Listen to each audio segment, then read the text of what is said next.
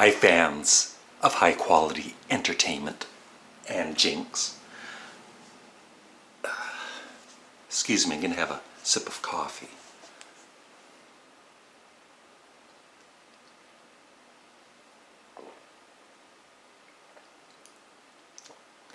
I guess I could have had my sip of coffee before I started the video. I'm going to have another sip of coffee. No, I'm not.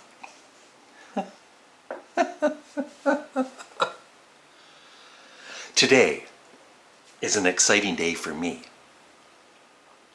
My girlfriend Molly is going to be here tonight. I'm picking her up at the train station. So, expect a video sometime tomorrow.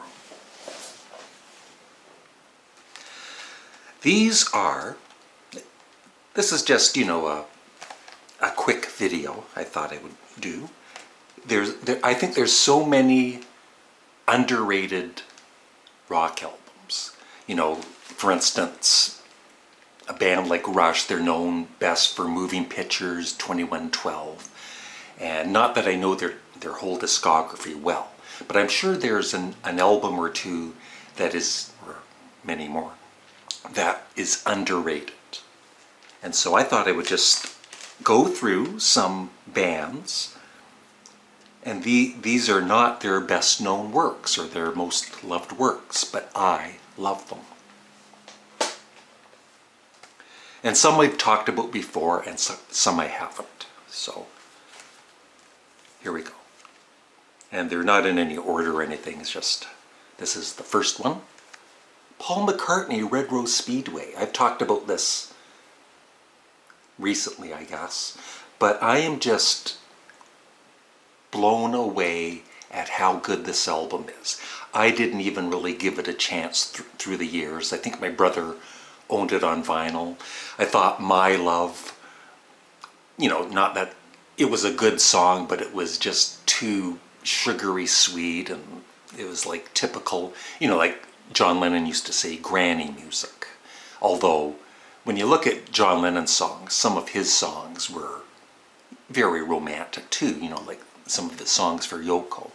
So, I think he was just jealous. But finally listening to this remastered version, it is one of my favorite Paul McCartney albums. It really is.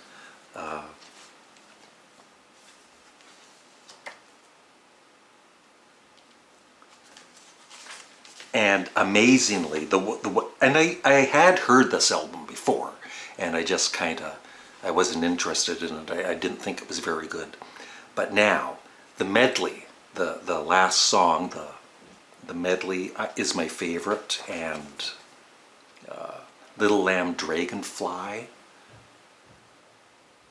Just the whole album. I might do a ranking, actually, at some point soon for the songs on this, just for the fun of it. 10 out of 10. This is a band that most of you have probably never heard of. Oh, by the way, I'm wearing my Revolver t-shirt. This is a band that most of you have never heard of. They're from the UK, and they only released 3 albums in the 70s. This was their final one from 1978. 8 members, 1 being a female. And the one artist on here you might have heard of. He worked with Elvis Costello. Clive Langer. Death School. English Boys, Working Girls. And that's Betty Bright, one of the main singers. This is the whole band. I just love their look too. One guy dressed as a priest. And anyway, if you like, it's kind of new wavy rock, art rock, kind of maybe a bit of Roxy music, a bit of Sparks. Anyway, all 3 of their albums are excellent, but this is my favorite. their final one.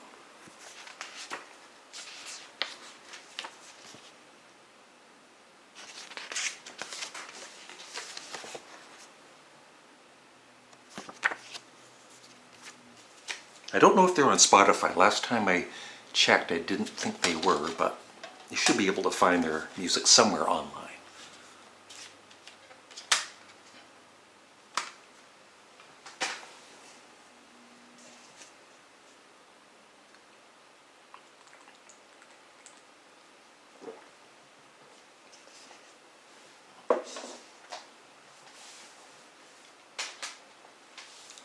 Next up, one of my favorite all-time Canadian bands. One of my favorite bands, actually. They'd be pretty high up.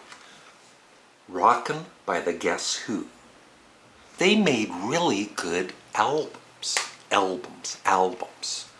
And this is one of my favorites, along with So Long Bannatyne on the original RCA label. And Burton Cummings, I follow his, if you're interested, you know, some artists actually post their own stuff, and Burton Cummings does. He posts a lot of the old music that he's liked through the years, talks about different artists. He even did a post on Sparks once or twice, and he showed some album covers of theirs. And he just announced recently that he's going on tour with somebody named Randy Bachman again in 2020. So that is awesome. I saw them in Belleville, Ontario about 10 years ago or more, and they were just superb. But this one is more loose. I don't know if it was recorded live. I think it was basic, you know, the basic tracks were recorded live, maybe a bit of overdubbing afterwards. And, you know, back then they were kind of party animals, as you might be able to see there. And it's just a fun record, and it's really good. Heartbroken Bopper is my favorite, along with the final song, which is a medley. It's called High Rockers, which is just excellent. I love it. Now, Frank Zappa has released a lot of records in his lifetime. And also, you know, when I talk about these bands, if you're a fan of these artists, then some of you are going to say, I love that album, it's not underrated. Of course it isn't. But I mean, just for the general public, it's not talked about as much as some of their more popular or better selling albums. And for me, one of my favorites by Frank Zappa is the Grand Wazoo, which is mainly an instrumental album like Hot Rats. And this is jazz rock. And I've never been a fan of jazz rock until I listened to this album and Hot Rats. My laundry's done. This is, if you like jazz, even if you don't like jazz, give this a try, because it's really, the musicianship is just superb. And it's really, you need to listen to it, you know, almost any Frank Zappa album. Not all, but some of them. You definitely need to listen to them a couple of times to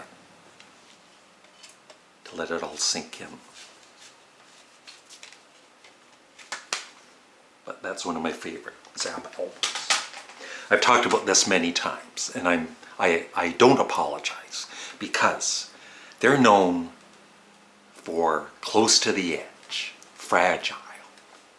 This is rarely talked about, you know, by casual fans. Yes, Key Studio and Magnification. This is later albums. It was originally released in 2 sections, along with live tracks on Keys to Ascension 1 and 2. And then they got all of the studio tracks together and did this. And there are a couple of epic, long songs on this that I'm not saying they're as good as Close to the Edge, but for me personally, I actually like these songs as much, if not more, than Close to the Edge. I posted this on my community about a week ago, and I was comparing it to David Bowie's Heroes. Took me a second. I was thinking of Low for a second. And I think something like 80% of you liked Heroes more than this album. But I like this album more than Heroes. I think it is really underrated. Lodger by David Bowie.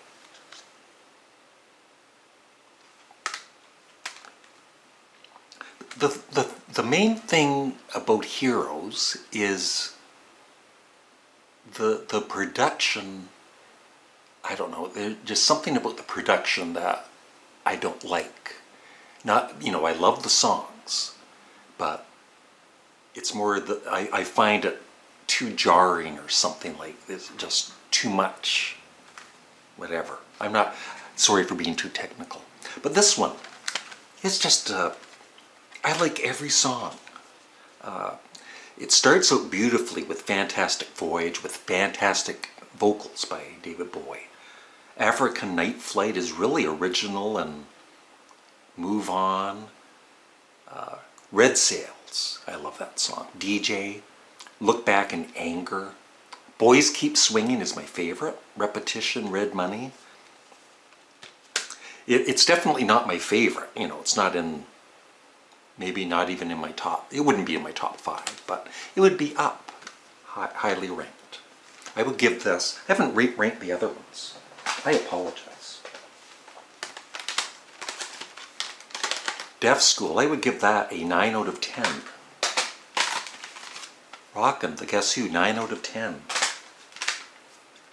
Grand Wazoo, 10 out of 10. Key Studio.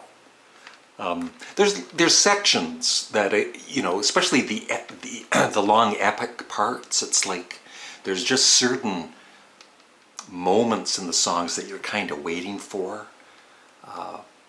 Like Supper's Ready by Genesis. As great as that song is, there's certain sections in it, I think, that most fans love more than other sections. And it's the same with this, so I'll give it a 9 out of 10. But it's still awesome. I'll give this a 9 out of 10. Okay, here we go.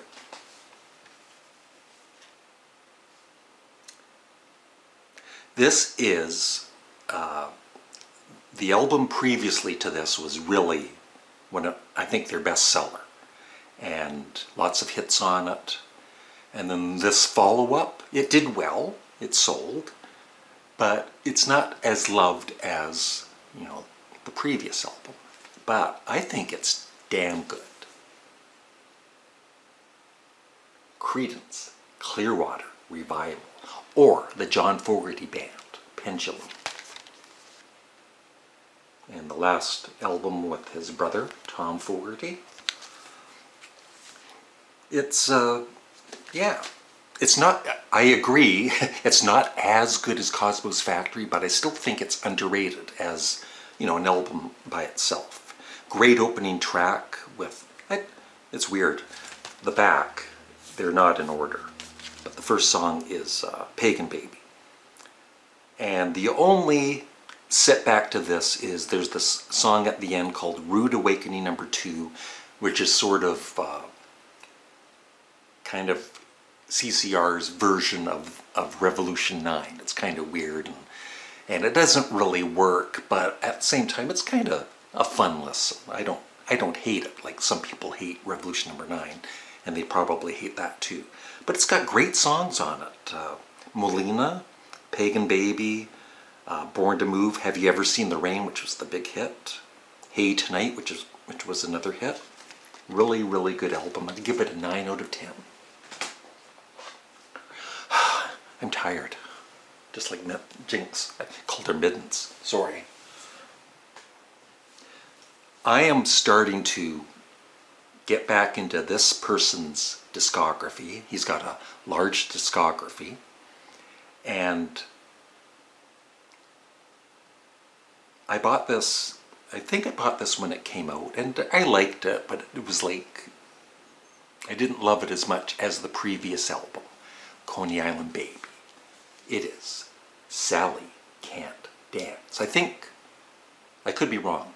This came out after Coney Island Baby, or was it Berlin? I don't know. Whatever. But I listened to this a couple of nights ago, and it's much better than I remember it being. And so at some point in the coming weeks or months, I'm going to rank all of the Lou Reed albums. My favorite on this is Kill Your Sons and Ride Sally Ride and Billy, but I still need to listen to this, a couple more times. Let's end this with two of my favorite American bands.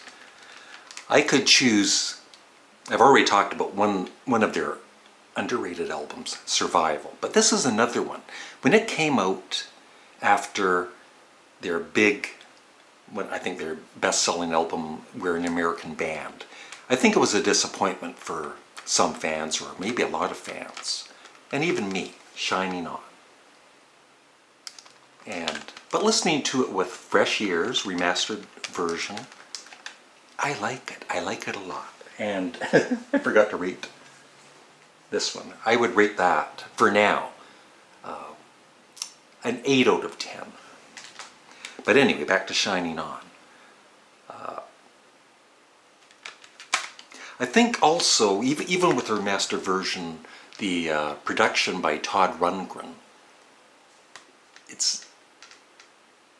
I don't know, he's not one of my favorite producers, although he produced the very first Sparks album, and the production on that I love.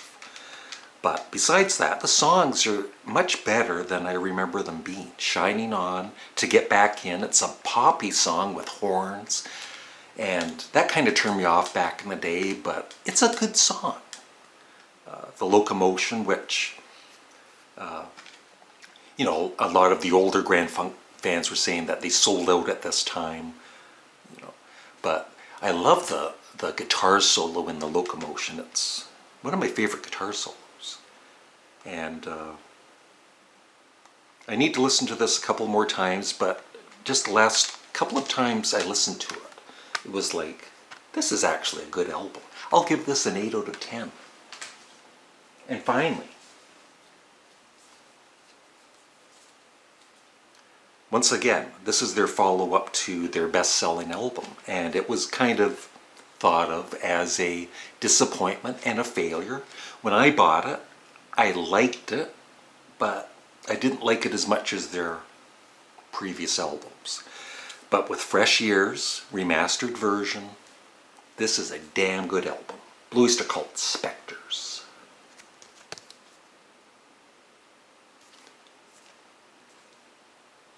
And my favorite songs, of course, the big hit, Godzilla, Death Valley Nights. The only song on this I used to really hate. I don't hate it anymore, but it's just not one of my favorites. Is Searching for Celine. And Celestial, the Queen is awesome. Going Through the Motions, it's a pop song. It was co-written by Ian Hunter of Mott the Hoople. But even back in the day, I thought that should be on the radio. That sounds like it, could be a big hit single, but it never was a single as far as I remember. And then it ends with Buck Harma's I Love the Night, it's a slow, beautiful song. It's just great. And Nosferatu, Öyster called Spectres. So if any of these albums that you've heard and you just thought they were so-so, give them another chance, and you might enjoy them more. That's it. Thanks for watching. Great day. Bye.